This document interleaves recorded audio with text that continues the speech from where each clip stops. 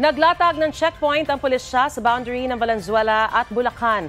Bahagi po ito ng pagpapaigting ng seguridad ng PNP kasunod ng pambobomba sa Mindanao State University sa Marawi City. Silipin natin ang sitwasyon sa checkpoint doon sa unang balita live ni Bam Alegre. Good morning, Bam.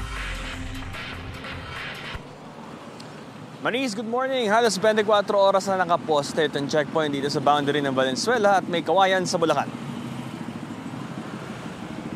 Alinsunod yan sa pagtataas ng heightened alert ng Philippine National Police sa buong Metro Manila. Ibig sabihin nito, 75% ng kabuuang puwersa ng pulisya lalabas at palalakasin ng police visibility.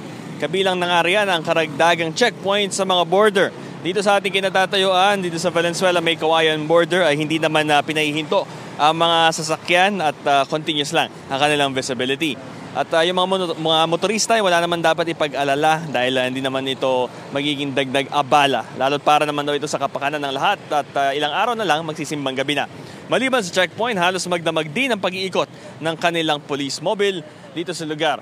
At Maris, ang paalala ng PNP ay wala naman daw dapat ikatakot ang publiko. Ito ang unang balita mula rito sa Valenzuela at sa may kawayan Bulacan boundary, Bam Alegre para sa GMA Integrating News. Mga kapuso, para una ka sa mga balita, mag-subscribe sa GMA Integrated News sa YouTube. Sa mga kapuso abroad, subaybayan niyo po kami sa GMA Pinoy TV at sa www.gmanews.tv.